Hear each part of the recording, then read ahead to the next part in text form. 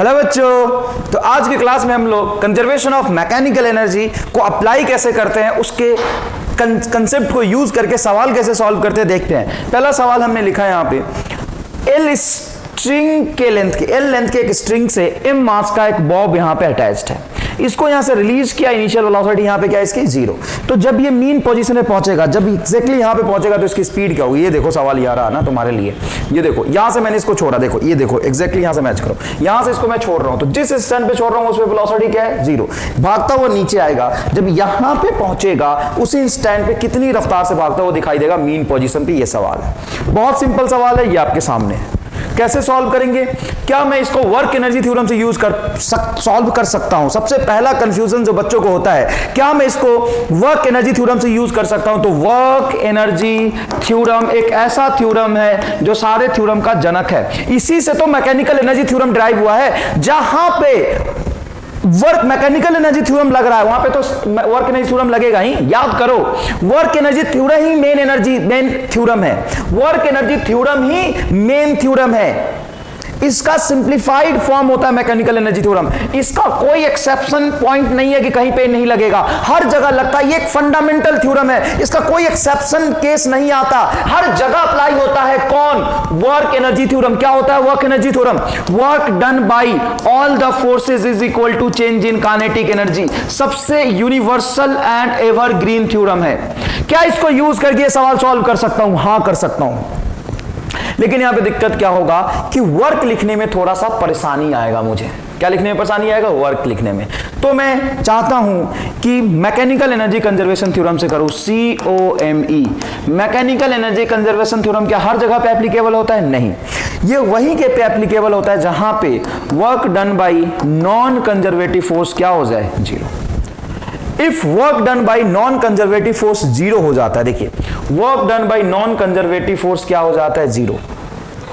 अगर work done by non conservative force 0 हो जाता है तो यहां पे वर्क मैकेनिकल एनर्जी थ्योरम लग जाएगा। और मैकेनिकल एनर्जी थ्योरम होता क्या है? मैकेनिकल एनर्जी थ्योरम होता है kinetic energy plus potential energy initial बराबर kinetic energy plus potential energy final.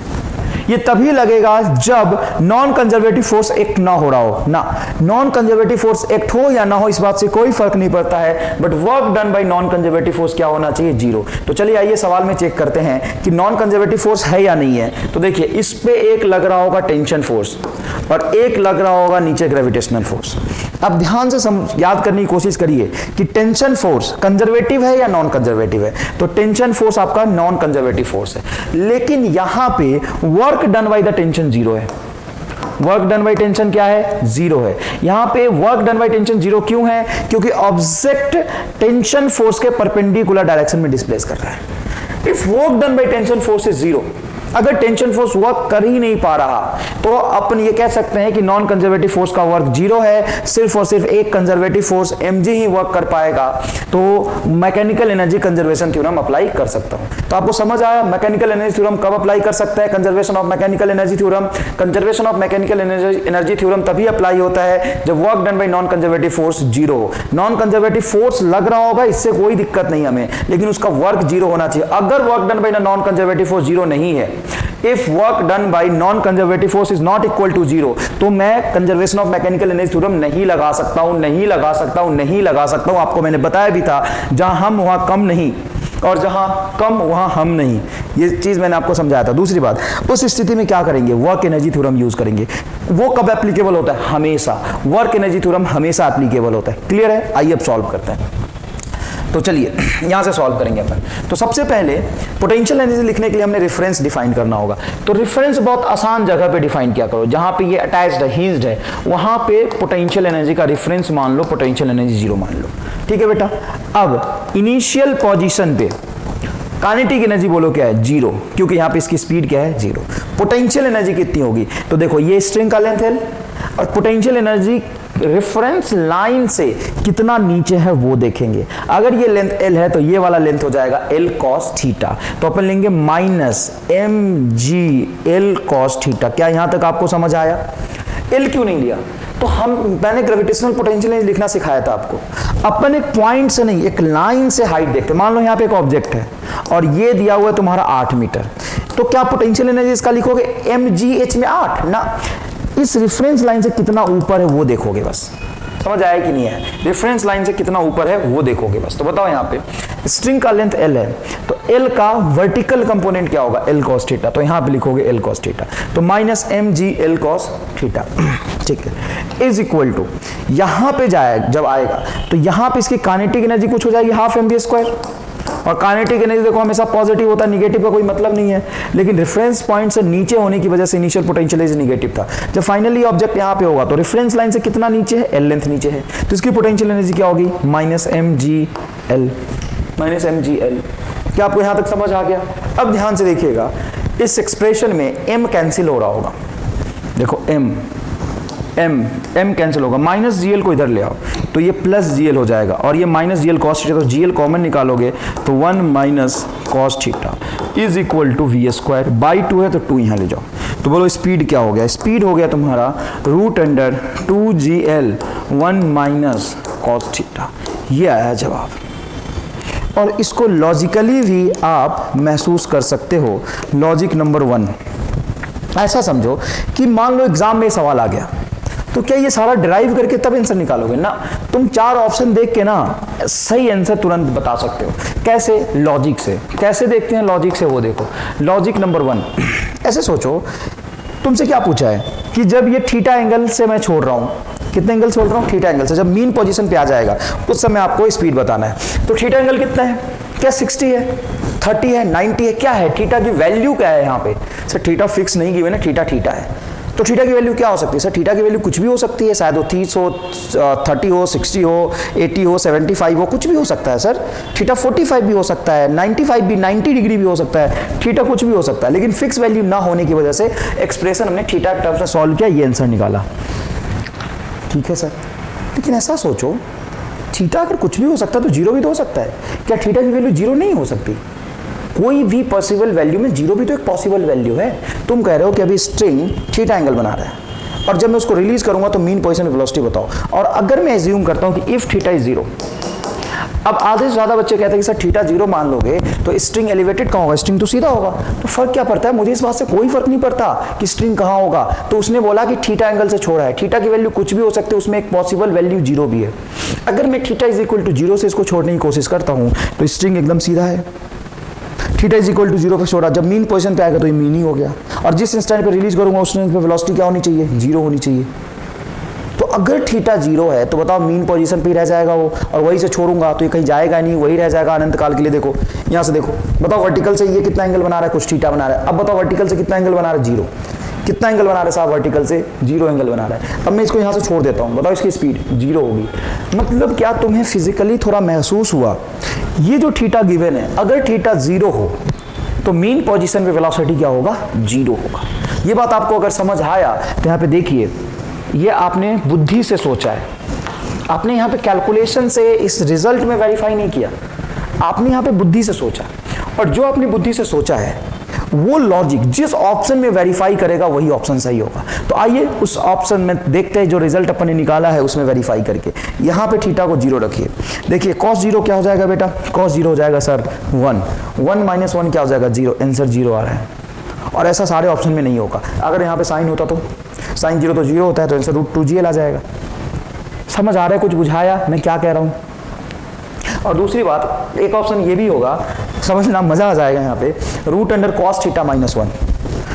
ये ऑप्शन अगर कहीं होगा, लॉजिकली सोचना, v is equal to √2gl cos theta minus 1। ये नहीं हो सकता, ये हो ही नहीं सकता। क्यों नहीं हो सकता सर? क्या दिक्कत है? तो cos थीटा की जो वैल्यू होती है ना 1 से कम होती है। और अगर यहाँ पे कोई भी वैल्यू 1 से कम रखूँ, मैं कोई भी वैल्यू 1 से कम रखूँ, तो 1 से कम रखने के बाद 1 से 1 से सब्ट्रैक्ट करूँगा। जैसे मान लो 0.5 है, 0.5 में से 1 सब्ट्रैक्ट करता हूँ तो रूट के अंदर निगेटिव आ जाएगा। तो एक तो स्पीड निगेटिव नहीं हो सकता, और रूट के अंदर कोई निगेटिव वैल्यू डिफाइन नहीं होता है। जैसे -√4 ये पॉसिबल है ही नहीं। सर हमें तो पता ही नहीं, गणित हमने पढ़ा ही नहीं। तो पढ़ ले, अब मैथ पढ़ ले थोड़ा सा। बिना मैथमेटिक्स के फिजिक्स आप नहीं सीख सकते हो। अच्छा फिजिक्स सीखने की बात कर रहा हूं मैं, अच्छा फिजिक्स सीखने की। अच्छा फिजिक्स सीखने के लिए आपको गणित आना चाहिए, मैथ आना चाहिए, क्योंकि mathematics is a language of physics. Mathematics is nothing but a language of physics. तो यहां पे ध्यान से देखिए, तुम्हें आज तक पता नहीं चला होगा -√4 संभव नहीं है, पॉसिबल ही नहीं हो सकता। -√4 की वैल्यू आप नहीं निकाल सकते रियल नंबर में। इसका वैल्यू पता है क्या होता है? -√4 होता है, -√4 होता है 2i कैप, आयोटा। आई वेक्टर वाला आई नहीं है, 2 सिंपल आई है, आयोटा। ये रियल नंबर डिफाइंड ही नहीं होता। √4 पॉसिबल नहीं है। तो जब रूट के अंदर निगेटिव नहीं आ सकता तो ये वैल्यू कैसे आ सकता? cos थीटा तो 1 से कम होती है, तो ये संभव ही नहीं है। और एक ऑप्शन आपको ये भी देखने को मिलेगा। तो ये छोटी छोटी चीजें हैं जिसका ध्यान रखोगे ना, तो बिना फिजिक्स के डायरेक्टली तुम आंसर सही निकाल सकते हो, बिना कैलकुलेशन के। और इस लॉजिक का जो मैंने अभी यहां पे सिखाया है, ये लॉजिक सबसे ज्यादा कहां पे काम आता है? एनएलएम में। एनएलएम में बहुत सारे सवाल आपने सॉल्व किए होंगे। M1 मास का ऑब्जेक्ट है, M2 का है, M3 का है। ऐसा मान लो कि M1 M2 M3 के टर्म्स में आंसर होगा। ऐसा सोचो कि अगर M1 M2 बराबर हो तो क्या होना चाहिए। जैसे मैंने यहाँ पे सोचा अगर थीटा 0 है तो क्या होना चाहिए, वैसे तुम सोचो अगर M1 बराबर M2 है तो क्या होना चाहिए। और जो होना चाहिए वही चीज जिस ऑप्शन में जस्टिफाई होगा तुम्हारा बुद्धि, वो ऑप्शन सही होगा, नहीं तो बाकी गलत होंगे। यहाँ पे थीटा 0 होने में वेलोसिटी 0 होना चाहिए। जिस ऑप्शन में वेलोसिटी 0 जस्टिफाई होगा वही आंसर सही होगा। मैं ये समझाने की कोशिश कर रहा हूँ आपको। तो थोड़ा फिजिक्स के साथ साथ बुद्धि भी समझ आना चाहिए। क्या इस सवाल का कैलकुलेशन समझ आया? क्या लॉजिक समझ आया? स्क्रीन पॉज करके इसको लिखिए साहब, स्क्रीन पॉज करके इसको लिखिए। लिख लिया? आगे देखो। अब ये सवाल आईआईटी का पूछा हुआ सवाल है। सवाल में क्या पूछा था कि m मास के ऑब्जेक्ट को, इनफैक्ट M1 नॉट M1 मास के ऑब्जेक्ट को और M2 मास के ऑब्जेक्ट को एक अल्फा एंगल से रिलीज किया तो मीन पोजीशन पे उसकी स्पीड थी v1, दूसरे को बीटा एंगल से रिलीज किया तो मीन पोजीशन पे उसकी थी स्पीड थी v2। तो find ratio of v1 by v2। v1 by v2 का अपने को रेशियो बताना है। बताओ कैसे सॉल्व करेंगे। तो अभी अभी हमने क्वेश्चन सॉल्व किया था जिसमें v1 निकाला था। बताइए थीटा एंगल पे छोड़ा था, यहाँ पे कितने एंगल पे छोड़ रहा है? अल्फा पे। तो मीन पोजीशन पे एग्जैक्टली वेलोसिटी v1 पूछा है। तो v1 इज इक्वल टू क्या होगा? √2gl1 minus cos theta 1। √2gl1 minus cos theta 1, sorry cos theta 1 नहीं, यहाँ पे थीटा की वैल्यू क्या है? अल्फा। ये आ जाएगा। और v2 क्या होगा? v2 होगा √2gl1 माइनस cos बीटा। तो इसमें सबसे खास बात यह है कि तुम M1 मास का ऑब्जेक्ट रखो या M3 का रखो या M4 का रखो या M2 का रखो, यहाँ पे जो स्पीड होगा वो मास पे डिपेंड नहीं करेगा। स्पीड होगा वो मास पे डिपेंड नहीं करेगा। इसीलिए अपन v1 बाई v2 का रेशियो निकालेंगे तो मास पे तो ये डिपेंड करता नहीं है। 2gl से 2gl कैंसिल हो जाएगा क्योंकि स्ट्रिंग का लेंथ हमने सेम रखा था। डिफरेंट क्या था? इसका मासेस। तो यहाँ पे स्पीड मास पे डिपेंड करता नहीं है। किस पे डिपेंड करता है? तो अल्फा और बीटा एंगल पे डिपेंड करेगा। तो इस तरीके से एंगल पे डिपेंड करेगा। तो v1 बाई v2 का जो आंसर आएगा वो आएगा 1 माइनस cos अल्फा बटा 1 माइनस cos बीटा। ये आंसर आ जाएगा। क्लियर है? यहाँ पे एक ऑब्जेक्ट के लिए डेरिवेशन में किया तो था सही। देखो क्या था जवाब। एक के लिए डेरिवेशन किया था तो v is equal to √2gl1 minus cos theta. यहाँ भी होगा वही √2gl1 माइनस cos अल्फा, क्योंकि अल्फा एंगल से रिलीज किया। इसको मैंने कितने एंगल से रिलीज किया? बीटा से। तो v1 बाई v2 का जवाब आ जाएगा। ये v1 बाई v2 का ये आंसर आ जाएगा। v1 by v2 is equal to √1 minus cos alpha divided by 1 minus cos beta. समझ में आ गई ये बात? नेक्स्ट देखिए, स्क्रीन पॉज करके लिखिए इसको, स्क्रीन पॉज करके लिखिए साहब। नेक्स्ट देखिए, ये एक स्प्रिंग है। ऐसे सवाल खूब पूछे जाते हैं। एक स्प्रिंग है यहाँ पे, ये स्प्रिंग अटैच है यहाँ पे। देखिए ये स्प्रिंग क्या बेटा यहाँ पे अटैच है ना। स्प्रिंग कांस्टेंट है कि स्प्रिंग का भी इलोंगेशन या कंप्रेशन कुछ नहीं है। स्प्रिंग अपने मीन पोजीशन पे। यहाँ से m मास का ऑब्जेक्ट v1 वेलोसिटी से चलता हुआ आ रहा है। Find maximum compression in a spring. तो इस पूरे फेनोमेना में एक m मास का ऑब्जेक्ट v0 से चल रहा है। यहाँ पे स्प्रिंग इस वॉल से कनेक्टेड है। तो इस पूरे फेनोमेना में क्या कहीं पे नॉन कंजर्वेटिव फोर्स एक्ट हो रहा है? हाँ बिल्कुल हो रहा है सर। यहाँ पे नॉर्मल एक्ट हो रहा है। और जब ये बॉल आके इसको कंप्रेस करेगा तो स्प्रिंग कंप्रेस होगा तो स्प्रिंग फोर्स लगता है। तो यहाँ पे स्प्रिंग फोर्स तो कंजर्वेटिव है, चलो ठीक है। लेकिन ये सपोर्ट है। सपोर्ट भी तो इस कॉन्टैक्ट पे एक फोर्स लगाएगा, external force due to support. अरे भाई जहाँ स्प्रिंग बंधा है वो फोर्स नहीं लगाएगा क्या? अगर फोर्स नहीं लगाता तो बॉल आने की वजह से स्प्रिंग आगे निकल जाता। ये फोर्स लगा रहा है, लेकिन जिस पॉइंट पे फोर्स लगा रहा है वो पॉइंट डिस्प्लेस नहीं कर रहा है, इसीलिए work done by this support is equal to क्या होगा? जीरो। वर्क का डेफिनेशन क्या होता है? कई बच्चे एक सवाल मेरे पास भेजते हैं कि एक बक्सा है, उसको आदमी इस बक्से को हॉरिजॉन्टल डायरेक्शन में लेके जा रहा है, तो उसमें वर्क कितना करना पड़ेगा? मेरी बात सुनो, इस बक्से पे मेरे अलावा कौन फोर्स लगा रहा है? एक ग्रेविटेशनल फोर्स mg लग रहा है, और मैं अगर हॉरिजॉन्टल में लेके जाना चाहता हूं, मतलब वर्टिकल में नहीं जाना चाहिए, तो वर्टिकल में जाने से रोकने के लिए क्या मैं नॉर्मल ऊपर लगाऊंगा? एक नॉर्मल ऊपर जो mg के बराबर होगा, तो नॉर्मल बराबर mg हो गया। अब इस बक्से पे हॉरिजॉन्टल डायरेक्शन में कोई फोर्स नहीं है, कहां फोर्स है हॉरिजॉन्टल डायरेक्शन में? अब मैं इसको हॉरिजॉन्टल में लेके जाना, तो बहुत मिनिमम एफर्ट लगा के मैं इसको हॉरिजॉन्टल में ले जा सकता हूं। मेन काम मेरा ये है कि मैं इसको नीचे ना जाने दूं। अगर मैं इसको नीचे नहीं जाना देना चाहता तो mg में n बराबर ऊपर लगाऊंगा, ये मेरा नॉर्मल ऊपर mg को बैलेंस करेगा, लेकिन मेरा नॉर्मल वर्क नहीं करेगा, क्योंकि नॉर्मल ऊपर लग रहा है, मैं इसको आगे लेके जा रहा हूं। नॉर्मल ऊपर लग रहा है, मैं इसको आगे लेके जा रहा हूं, तो वर्क डन बाय नॉर्मल बता? Zero. Work done by normal बोलो? जीरो। अरे भाई नॉर्मल में ऊपर लगाऊंगा mg के बराबर, तभी तो ये रुक पाएगा, नहीं तो नीचे गिर जाएगा ना साहब। तो नॉर्मल ऊपर mg नीचे, नॉर्मल एग्जैक्टली ऊपर लग रहा है, मैंने लगाया है। क्या ये जो मैंने नॉर्मल लगाया है उसका वर्क होगा जब मैं इसको हॉरिजॉन्टल ले जाऊंगा ना? हाँ, उसका वर्क होगा अगर मैं इसको ऊपर ले जाऊंगा। नॉर्मल ऊपर और ये ऊपर, तो नॉर्मल का वर्क होगा, पॉजिटिव होगा। ऑब्जेक्ट नीचे, नॉर्मल अभी भी ऊपर, और ऑब्जेक्ट नीचे, नॉर्मल ऊपर, ऑब्जेक्ट नीचे, नॉर्मल ऊपर, अरे मेरा हाथ का नॉर्मल इस बक्से पे ऊपर, mg नीचे, सॉरी ऑब्जेक्ट नीचे, नॉर्मल ऊपर, तो वर्क निगेटिव होगा। लेकिन अगर मैं उसको हॉरिजॉन्टल लेके जा रहा हूं तो मेरा नॉर्मल का वर्क क्या होगा? जीरो। और हॉरिजॉन्टल डायरेक्शन में मैंने कितना फोर्स लगाया? मिनिमम, क्योंकि एकदम लोएस्ट मिनिमम को थोड़ा सा फोर्स लगाया, उसकी वजह से आगे चल जाएगा, क्योंकि इसको आगे ले जाने से कोई रोक तो नहीं रहा था। समझ में आया कि नहीं है? और मान लो एक रस्सी से इसको टेबल पे इधर हैंग कर दो, पुल्ली के थ्रू इसको नीचे हैंग कर दो, और इस रस्सी को खींचो, तो रस्सी में टेंशन कितना होगा? mg।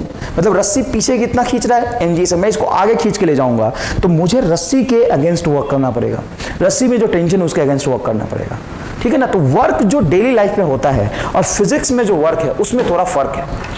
वर्क का डेफिनेशन होता है कितना फोर्स, और जिस पॉइंट पर फोर्स लगा रहा है वो पॉइंट कितना डिस्प्लेस होता है। अगर ये फिक्स्ड रिजिड सपोर्ट है, मान लो फोर्स बहुत लग रहा है, लेकिन अगर ये फिक्स्ड है तो ये तो डिस्प्लेस नहीं करेगा, तो यहां पे इस फोर्स की वजह से वर्क क्या हो जाएगा? जीरो। तो दो नॉन कंजर्वेटिव फोर्स थे, एक था तुम्हारा नॉर्मल, उसका वर्क जीरो, और एक था सपोर्ट फोर्स, है ना, जहां पे स्प्रिंग कनेक्टेड है, उन दोनों का वर्क हो जाएगा जीरो। अब दो फोर्स और लग रहे हैं इस पे, कौन कौन सा? तो एक फोर्स लग रहा है ग्रेविटी, उसका तो वो तो कंजर्वेटिव है, लेकिन उसका वर्क ही जीरो, तो कोई खास बात नहीं। एक फोर्स और लगेगा यहाँ पे spring force, spring force conservative होता है, तो मैं यहाँ पे COMe लगा सकता हूँ। तो COMe लगाने से पहले मेरा धर्म यह है कि मैं तुम्हें यह सिखाऊं कि कहां पे COMe लगेगा और कहां पे नहीं लगेगा। बताओ कहां पे COMe लगेगा? जहां पे नॉन कंजर्वेटिव फोर्स हो उसमें कोई दिक्कत नहीं, लेकिन उसका वर्क जीरो होना चाहिए, तभी COMe लग सकता है। वर्क एनर्जी थ्योरम कब लगेगा? वर्क एनर्जी थ्योरम हमेशा लगेगा, वो तो बेसिक फंडामेंटल फिजिक्स है, बेसिक लॉ है, उसका कोई एक्सेप्शन नहीं होता, कहीं पर वो फेल नहीं करता, हर जगह लग सकता है वो थ्योरम है work energy theorem. Work done with all the forces equal to change in kinetic energy, हर जगह लग सकता है, लेकिन ये कहां लगेगा? ये वहीं पे लगेगा जहां पे नॉन कंजर्वेटिव फोर्स कोई वर्क ना करे। तो चलो अब COMe यहां पे लग सकता है, लगाओ। बताओ kinetic energy plus potential energy का इनिशियल वैल्यू बराबर kinetic energy plus potential energy का फाइनल वैल्यू। बोलो भाई काइनेटिक बोलो, यहां पे इनिशियली काइनेटिक हाफ mv²। बोलो इस लाइन पे अगर तुम ग्रेविटेशनल पोटेंशियल एनर्जी को जीरो मान लेते हो तो अभी ग्रेविटेशनल पोटेंशियल एनर्जी बोलो जीरो, और स्प्रिंग अभी मीन पोजीशन पे है तो इसका स्प्रिंग पोटेंशियल एनर्जी बोलो जीरो। और आपसे पूछा है find maximum compression. Maximum compression पे ये ब्लॉक इसको मैक्सिमम कंप्रेस करेगा, उस इंस्टेंट पे ये रेस्ट में आ जाएगा, तो उसकी काइनेटिक एनर्जी हो जाएगी zero, gravitational potential energy zero, क्योंकि ये रेफरेंस लाइन पे ही रहेगा। लेकिन ये कुछ x कंप्रेस हो गया मान लो, तो इसका स्प्रिंग पोटेंशियल एनर्जी हो जाएगा हाफ के x²। ये आएगा सिंपल तुम्हारा रिलेशन। अब यहाँ पे ध्यान से देखोगे तो हाफ से हाफ कैंसिल होगा, m यहाँ पे कैंसिल नहीं होगा, x इज इक्वल टू आएगा mv0 का होल स्क्वायर बाई k का रूट। ये आएगा तुम्हारा जवाब, ये आएगा तुम्हारा जवाब। क्या है जवाब बोलो बेटा? कंप्रेशन आया है root under M V not का स्क्वायर बाई के, कंप्रेशन आया x is equal to root under M V not का स्क्वायर बाई के, ये आंसर आया। ये है तुम्हारा मैक्सिमम कंप्रेशन। क्या बेटा, ये मैक्सिमम कंप्रेशन। क्या आपको ये समझ में आया कहानी? आइए नेक्स्ट देखते हैं। चलो एकदम सही हो गया, और आइए नेक्स्ट देखते हैं। यहां पे एक ऑब्जेक्ट को मैंने क्या किया, रिलीज्ड। यहां पे इसकी वेलोसिटी क्या होगी, 0। ये भागता हुआ आएगा, एयर फ्रिक्शन नेग्लेक्ट किया मैंने। एक स्प्रिंग है जिसका खुद का लेंथ इस कैपिटल हाइट से बहुत कम है, मतलब इसके लेंथ को आप निग्लिजिबल मान सकते हैं। अब जब स्प्रिंग इस पे गिरेगा तो मैक्सिमम कंप्रेशन कितना होगा? तो मान लो कुछ मैक्सिमम कंप्रेशन x होता है। मैक्सिमम कंप्रेशन इसमें क्या होता है, x होता है। तो आप यहाँ पे लगा सकते हैं COME, conservation of mechanical energy. मतलब इनिशियल काइनेटिक एनर्जी बोलिए 0, क्योंकि इसकी स्पीड यहाँ पे 0 है। पोटेंशियल एनर्जी यहाँ पे अगर रेफरेंस मान लेते हो, ग्रेविटेशनल पोटेंशियल एनर्जी 0 मान लेते हो, तो यहाँ पे पोटेंशियल एनर्जी हो जाएगा mgh, ठीक है। और जिस इंस्टेंट पे इसको कंप्रेस करेगा, तो तुम रिलेटिवली मान लो कि इस हाइट के कंपेयर में बहुत छोटा है ना, तो मान सकते हो कि जमीन पे ही पहुंच गया, ग्राउंड पे पहुंच गया। तो यहाँ पे पोटेंशियल एनर्जी अगर तुम लिखना भी चाहोगे कि ये लेंथ L है और मान लो x कंप्रेस हुआ है, तो अपन लिख सकते हैं कैपिटल H माइनस x। तो ऐसा कुछ करने की जरूरत नहीं, क्योंकि ये टर्म बहुत कम आएगा, तो आप इसको 0 मान सकते हो, 0 मान सकते हो। काइनेटिक एनर्जी मैक्सिमम कंप्रेशन पे क्या होगा, 0। बस स्प्रिंग कंप्रेस हो गया है, तो इसमें कंप्रेशन की वजह से स्प्रिंग पोटेंशियल एनर्जी आ जाएगी हाफ के x स्क्वायर। आप कह सकते हो सर x भी तो छोटा होगा, भाई k तो बहुत बड़ा होगा ना। और x कंप्रेस होने की वजह से आपको पता है इसके पास एनर्जी थी mgh पोटेंशियल, जैसे जैसे नीचे आता गया वो काइनेटिक में कन्वर्ट होता गया। किसमें? अरे नीचे भाग गया तो काइनेटिक में कन्वर्ट हुआ। यहाँ पे काइनेटिक एनर्जी इसकी मैक्सिमम थी, लेकिन जब स्प्रिंग कंप्रेस कर रहा था तो स्प्रिंग के वजह से जो काइनेटिक एनर्जी था वो स्प्रिंग के पोटेंशियल एनर्जी में चला गया, और मैक्सिमम कंप्रेशन पे ब्लॉक रुक गया। जब बॉल रुक गया तो ना उसके पास स्प्रिंग काइनेटिक एनर्जी बची, ना ही उसके पास ग्रेविटेशनल पोटेंशियल एनर्जी बचा। यहाँ पे ग्रेविटेशनल पोटेंशियल एनर्जी क्या था, mgh।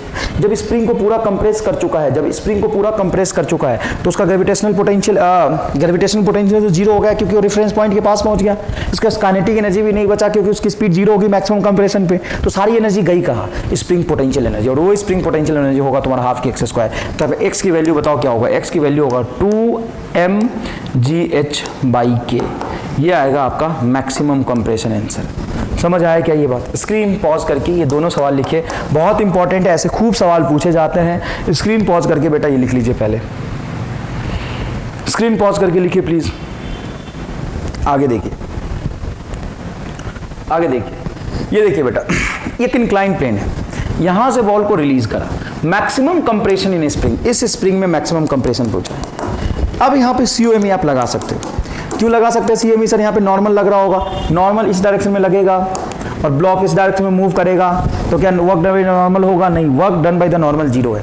If work done by the normal is 0, मतलब नॉन कंजर्वेटिव है लेकिन उसका वर्क 0 है, तो आप COME लगा सकते हैं। जब आप COME लगा सकते हो तो यहाँ पे पोटेंशियल बोलिए क्या होगा, तो ये रेफरेंस लाइन लेंगे आप, ये रेफरेंस लाइन लेंगे पोटेंशियल एनर्जी, तो इसकी पोटेंशियल एनर्जी हो जाएगी mgh। अब ये सीधा ना गिर के इंक्लाइन प्लेन पे चल रहा है, इस बात से हमें कोई फर्क नहीं पड़ेगा कि वो कहां से चल के कहां जा रहा है। हमें बस इनिशियल और फाइनल पोजीशन की बात करनी है। इनिशियली इसकी potential energy mgh, kinetic 0 is equal to, जब यहां पे ये मैक्सिमम कंप्रेशन पे आएगा, किस पे आएगा, मैक्सिमम कंप्रेशन पे आएगा, तो इसकी स्पीड हो जाएगी 0, और यहाँ पे रेफरेंस के एकदम पास पहुंच गया है, तो पोटेंशियल एनर्जी भी 0, काइनेटिक एनर्जी भी 0, स्प्रिंग पोटेंशियल एनर्जी स्टोर होगा। इलेक्ट्रोस्टैटिक पोटेंशियल एनर्जी अपन ने 0 लिखा है, स्प्रिंग पोटेंशियल एनर्जी हो जाएगा हाफ के x स्क्वायर। तो यहाँ पे आप x निकाल सकते हैं, ये हो जाएगा रूट अंडर 2mgh/k, 2mgh/k, ये आ जाएगा जवाब, ये आ जाएगा जवाब। समझ आया कि नहीं आया? ये आंसर आ जाएगा। क्लियर है ये बात? आगे देखिए सवाल, K इज 4 न्यूटन पर मीटर, 4 न्यूटन पर मीटर है ना। K अपन ने कम ले लिया थोड़ा, कोई बात नहीं, रहने दो। इलॉन्ग कंप्रेशन है स्प्रिंग में, कंप्रेशन है स्प्रिंग में 4 सेंटीमीटर का। यहां से इसको मैं रिलीज करता हूं, क्या करता हूं बेटा, रिलीज। तो जिस इंस्टेंट पे मैं इसको रिलीज करूंगा बेटा, क्या करूंगा, जिस इंस्टेंट पे मैं इसको रिलीज करूंगा, आपसे पूछा है कि रेंज बताओ कितना होगा, रेंज बताओ कितना होगा। जैसे मैं इसको छोड़ूंगा ना तो इस पाथ को फॉलो करते हुए नीचे आएगा, तो रेंज बताओ कितना होगा। अब ये बढ़िया सवाल है, यहाँ पे ढंग से सुनना, ढंग से सुनना। यहाँ पे ये कंप्रेस्ड है 4 सेंटीमीटर और इसका स्प्रिंग कांस्टेंट है 4 न्यूटन पर मीटर। तो जैसे ही मैं इसको यहाँ से रिलीज करूँगा उसी इंस्टेंट पे ये जो स्प्रिंग है उसमें जो पोटेंशियल एनर्जी वो पूरा का पूरा खत्म होके इस बॉल को काइनेटिक एनर्जी दे देगा, क्योंकि ये कंप्रेस्ड है। जैसे इसको छोड़ोगे ना तो स्प्रिंग अपने रिलैक्स्ड कंडीशन में यहाँ पे आ जाएगा। जैसे देखो ये स्प्रिंग है, यहाँ से बॉल को ऐसे स्प्रिंग मान लो, यहाँ पे बॉल को ऐसे मैंने कंप्रेस करके छोड़ दिया। जैसे ही मैं बॉल को रिलीज करूंगा कंप्रेस करके, जैसे ही मैं छोड़ूंगा ये स्प्रिंग अपने नेचुरल लेंथ पे आना चाहेगा, उसको खूब धक्का मारेगा। तो जितना इसमें पोटेंशियल एनर्जी था सब पूरा का पूरा अपने बॉल के काइनेटिक एनर्जी में कन्वर्ट कर देगा। क्या कर देगा? बॉल की काइनेटिक एनर्जी में कन्वर्ट कर देगा। तो देखो स्प्रिंग का जो पोटेंशियल एनर्जी है बॉल के काइनेटिक एनर्जी में कन्वर्ट हो जाएगा। तो स्प्रिंग का पोटेंशियल एनर्जी बताओ क्या होगा? स्प्रिंग का पोटेंशियल एनर्जी होगा हाफ kx² बराबर हाफ mva²। ये हो जाएगा। तो यहाँ से हाफ कैंसिल होगा बेटा, और यहाँ पे v निकाल सकते हो आप। v इज इक्वल टू हो जाएगा √kx²/m। ये v रहने दो। अब यहाँ पे ये हॉरिजॉन्टली निकलेगा v स्पीड से, ये रहा v स्पीड। तो हॉरिजॉन्टल डायरेक्शन में गया तो टाइम ऑफ फ्लाइट तो वर्टिकल वेलोसिटी पे डिपेंड करता है। हॉरिजॉन्टल डायरेक्शन में वेलोसिटी मिला मतलब वर्टिकल वेलोसिटी 0 है, तो टाइम ऑफ फ्लाइट हो जाएगा √2h/g, ये आएगा 4 सेकेंड। अगर इनिशियल वेलोसिटी वर्टिकल डायरेक्शन में 0 हो तो ऑब्जेक्ट 1 सेकंड में चलता है 5 मीटर, 2 में चलता है 20, 3 में चलता है 45, 4 सेकंड में चलता है 80 मीटर, मतलब 4 सेकंड का टाइम फ्लाइट है। तो रेंज बराबर होता है x की वेलोसिटी, ये आ जाएगी √kx²/m into time of flight 4 second. ये आ जाएगा तुम्हारा रेंज, ये आ जाएगा आपका रेंज। क्या आपको ये कहानी समझ में आई थोड़ी सी?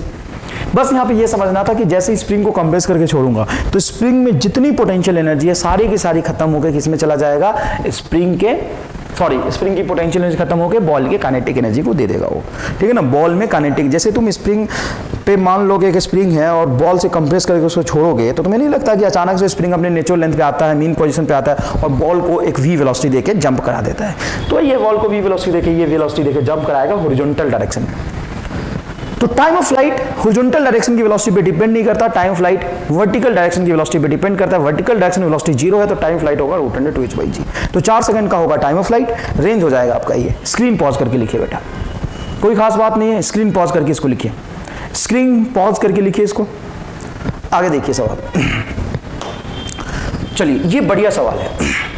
Object is at mean position, object is at mean position. देखिए इस स्प्रिंग, ये स्प्रिंग है, यहां पे स्प्रिंग में कोई इलॉन्गेशन नहीं है। अब बोले सर ब्लॉक को अटैच कर दिया, तो जस्ट स्प्रिंग अपने नेचुरल लेंथ पे था। मासलेस स्प्रिंग, आइडियल स्प्रिंग है, लिख देता हूं ideal and massless, ideal and massless spring है ये। क्या है ये? आइडियल एंड मासलेस, मतलब इसका मास 0 है और ये आइडियल स्प्रिंग है। ठीक है सर, आइडियल और मासलेस है। स्प्रिंग कांस्टेंट है इसका K और ये अपने नेचुरल लेंथ पे है, इसमें कोई इलॉन्गेशन नहीं है। जस्ट मैंने अभी एक ब्लॉक इससे अटैच करा ही है। क्या किया? एक ब्लॉक m मास का अटैच करा ही है ना, और नीचे सपोर्ट लगाया हुआ है। ब्लॉक की वजह से इसमें कोई खिंचाव नहीं है क्योंकि ब्लॉक जस्ट अटैच करके मैंने सपोर्ट रखा हुआ है। ठीक है, और सेम यहां पे भी एक सिचुएशन कर दिया मैंने, सेम यहां पे भी सिचुएशन कर दिया। Object is at mean position, मतलब spring and object system mean position पे। If support is removed, support को मैंने हटा दिया, then find maximum elongation in spring. अगर मैं सपोर्ट को हटा दूं तो स्प्रिंग में मैक्सिमम इलॉन्गेशन कितना होगा? सुन मेरी बात, ये स्प्रिंग अभी नेचुरल लेंथ पे था, स्प्रिंग में कोई इलॉन्गेशन नहीं है। बहुत आराम से मैंने एक ब्लॉक m मास का ब्लॉक इसे अटैच करके पकड़ के रखा है, छोड़ा नहीं इसको, पकड़ के रखा है। मान लो स्प्रिंग अपने नेचुरल लेंथ पे यहां तक है और मैं इसमें कोई मास अटैच कर दूं तो छोड़ूंगा तब तो खींचेगा ना नीचे मास m, तब तो खींच के नीचे जाएगा, स्प्रिंग को खींचेगा। मैं इसको अटैच कर दिया लेकिन पकड़ के रखा हूं, सपोर्ट लगाया हुआ हूं, बढ़िया सपोर्ट है ये, सपोर्ट लगाया हुआ है। तो जैसे ही मैं सपोर्ट को हटाऊंगा, if support is removed then find maximum elongation in spring. दो फोटो क्यों बनाया मैंने? क्योंकि सपोर्ट हटाने का दो तरीका है, सपोर्ट हटाने का दो तरीका है। सडनली, अचानक से सपोर्ट हटा दिया, and slowly, slowly and suddenly. अगर मैं अचानक से सपोर्ट खींच दूं, अचानक से सपोर्ट खींच दूं तो बताओ ये कितना मैक्सिमम इलॉन्गेशन पे जाएगा। तो मेरी बात सुनना अच्छे से, अपन सवाल सॉल्व करने की तरफ बढ़ रहे हैं। यहां पे पोटेंशियल एनर्जी का रेफरेंस लेवल में 0 मान लेता हूं। कौन सी पोटेंशियल? कौन सी पोटेंशियल? Spring potential energy. और sorry gravitational potential energy. Gravitational potential energy मैंने यहां पे जीरो मान लिया, और अभी स्प्रिंग पोटेंशियल एनर्जी भी जीरो है क्योंकि इलोंगेशन अभी इसमें क्या है? जीरो है। ठीक है भाई। अब जैसे मैं इसको यहां से छोड़ता हूं, देखो बेटा, जैसे ही मैं इसको यहां से छोड़ूंगा, किसको? सपोर्ट को हटाऊंगा, अचानक से सपोर्ट हटा दूंगा, तो एम ब्लॉक के मास पे ग्रेविटेशनल फोर्स लगेगा, एम ब्लॉक को नीचे खींचेगा, और एम ब्लॉक स्प्रिंग से कनेक्टेड है तो उसको भी नीचे खींचेगा। नीचे खींचता हुआ आएगा, एक इंस्टेंट को मैक्सिमम स्पीड गेन कर लेगा, है ना, बहुत तेजी से नीचे खींचता हुआ आएगा, मैक्सिमम स्पीड गेन कर लेगा, है ना। स्प्रिंग में इलोंगेशन होगा, जैसे ही स्प्रिंग में इलोंगेशन होगा तो स्प्रिंग फोर्स ऊपर लगेगा और स्प्रिंग फोर्स इसके नीचे जाने को रोकेगा।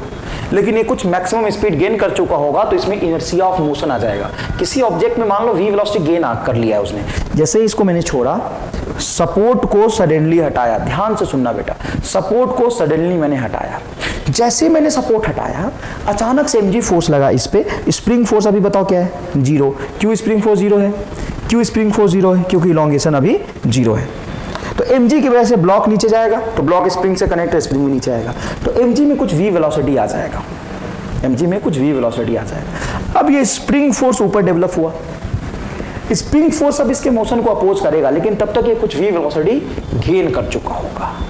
क्या कर चुका होगा? v वेलोसिटी गेन कर चुका होगा। और स्प्रिंग में थोड़ा ही तो फोर्स आया है, स्प्रिंग में थोड़ा इलोंगेशन की वजह से थोड़ा फोर्स आएगा, लेकिन mg डोमिनेटिंग होगा, तो mg अगर नीचे ज्यादा है तो mg की वजह से ये इस पे नीचे की तरफ एक्सेलरेशन होता रहेगा।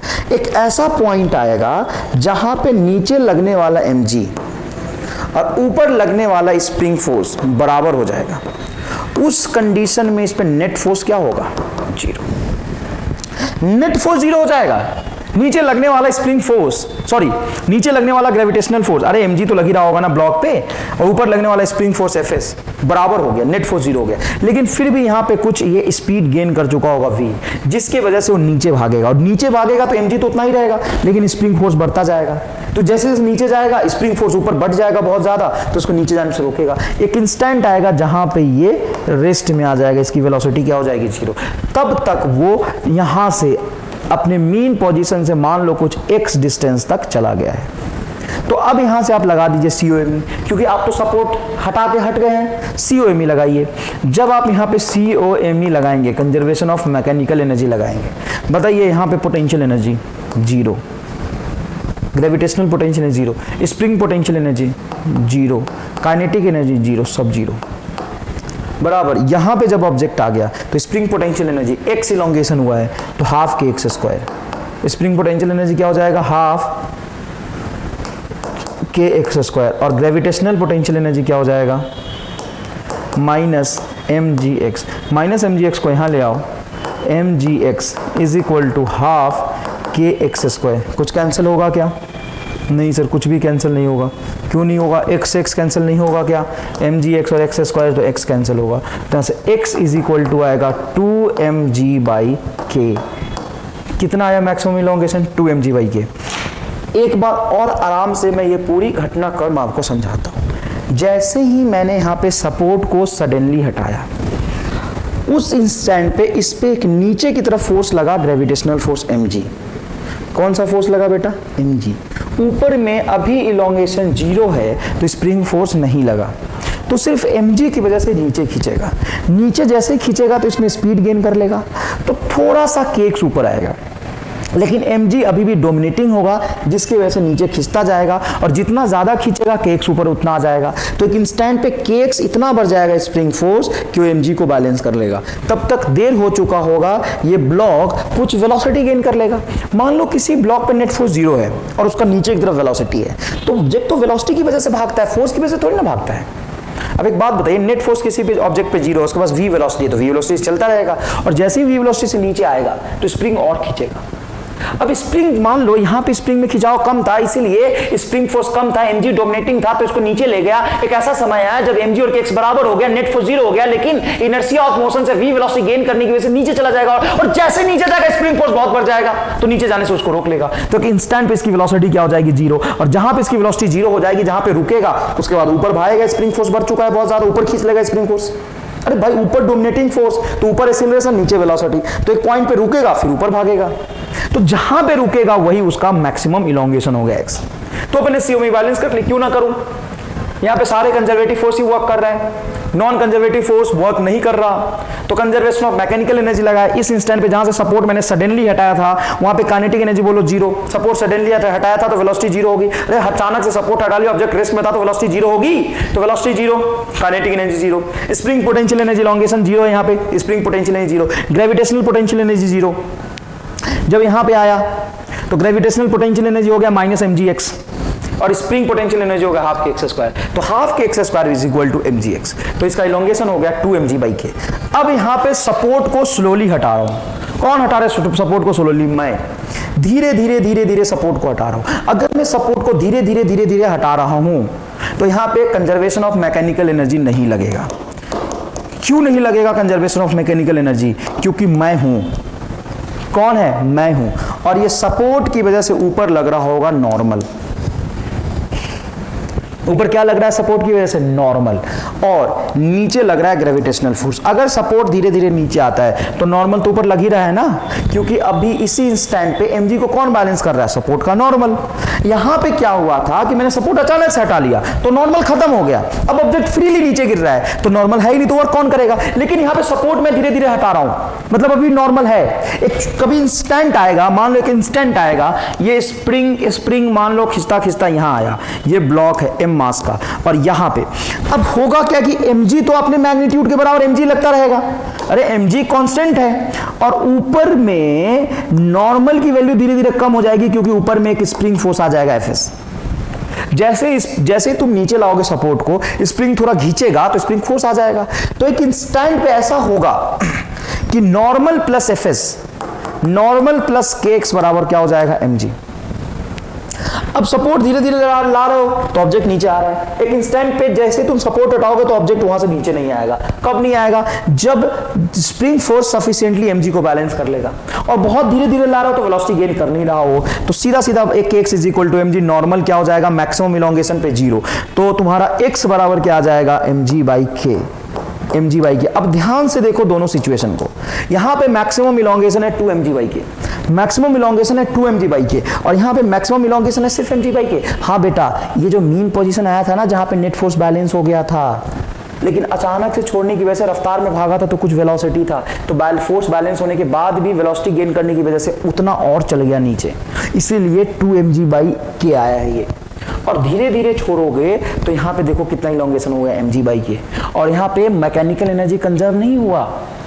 आप यहाँ पे COMe नहीं लगा सकते, COMe नहीं लगा सकते, तो क्वेश्चन को कैसे सॉल्व किया, फोर्स बैलेंस करके। फोर्स कैसे बैलेंस किया, देखो धीरे धीरे मैं नॉर्मल ला रहा हूँ। चल एक बढ़िया तुम्हें एक सेकेंड में जिसको भी कंफ्यूजन है ना सब क्लियर करता, तो देख, मान लो ये स्प्रिंग तो है नहीं, रस्सी है, मैं यहाँ से ब्लॉक को छोड़ता हूँ, मान लो थीटा एंगल से छोड़ता हूँ, तो पक्की बात है वर्टिकल से अगर थीटा एंगल बना रहा है तो यहाँ से छोड़ूंगा तो उधर भी थीटा एंगल तक ही जाएगा।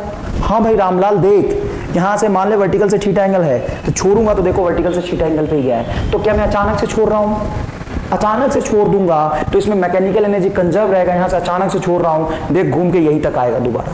क्यों, क्योंकि जैसे ही मैंने इसको छोड़ा मैकेनिकल एनर्जी कंजर्व रहेगा, इसके पास अभी पोटेंशियल स्टोर है, जैसे जैसे नीचे जाएगा तो पोटेंशियल किस में कन्वर्ट हुआ, काइनेटिक में। अरे भाई रामलाल, पोटेंशियल किस में कन्वर्ट हुआ, काइनेटिक में। अब इसके पास काइनेटिक एनर्जी इतना ज्यादा है कि फोर्स बैलेंस होने के बावजूद भी आगे निकल जाएगा, तो इसका काइनेटिक धीरे धीरे किस में जाएगा, पोटेंशियल में।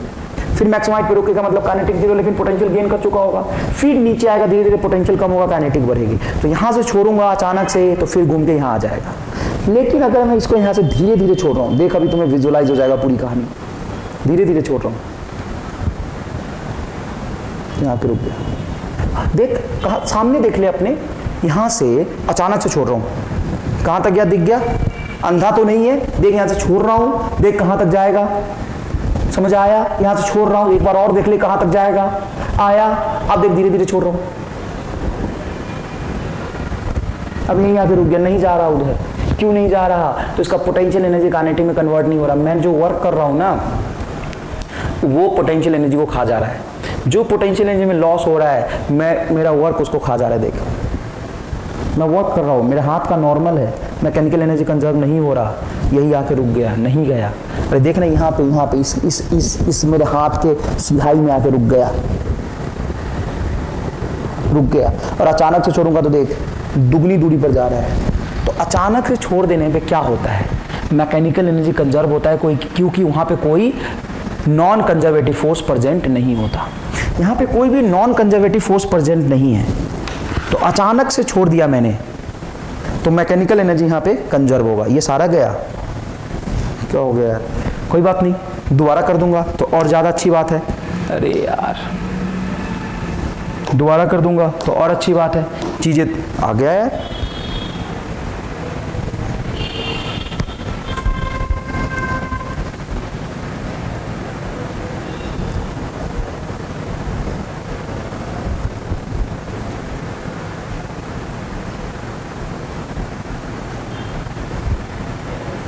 लो भाई इतना बेकार आ गया, रुक जा।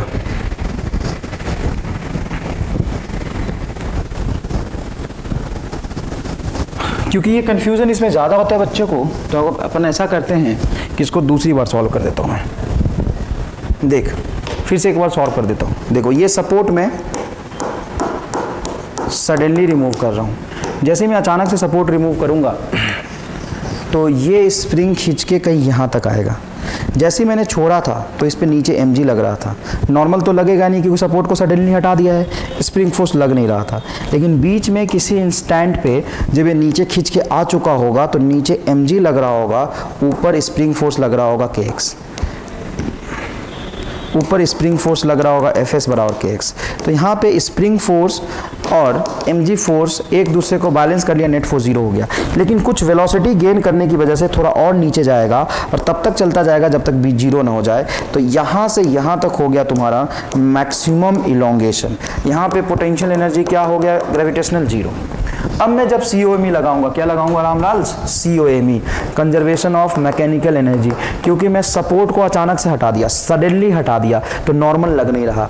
तो अब देखो ध्यान से, यहाँ पे kinetic energy plus potential energy का sum, kinetic energy plus potential energy final के सम के बराबर होगा। ये आपका इनिशियल है, ये आपका फाइनल है। तो इनिशियल काइनेटिक एनर्जी बोलो क्या है, तो इनिशियल काइनेटिक एनर्जी यहाँ पे है जीरो, पोटेंशियल एनर्जी भी है जीरो, काइनेटिक एनर्जी भी जीरो, पोटेंशियल एनर्जी भी जीरो, और स्प्रिंग पोटेंशियल एनर्जी भी जीरो। क्योंकि इलोंगेशन जीरो है तो सब कुछ zero is equal to spring potential energy kx square, क्योंकि जब खींचता है तो पॉजिटिव एनर्जी स्टोर होता है kx square minus mgx। Gravitational potential energy यहाँ पे जीरो माने, नीचे जाऊंगा तो माइनस mgx हो गया। ठीक है, अब इसको मैं इधर ले आऊँगा तो x बराबर आ जाएगा 2mg बाई के। बताओ कितना इलोंगेशन हुआ, 2mg बाई के। कब, जब सडनली छोड़ता हूँ।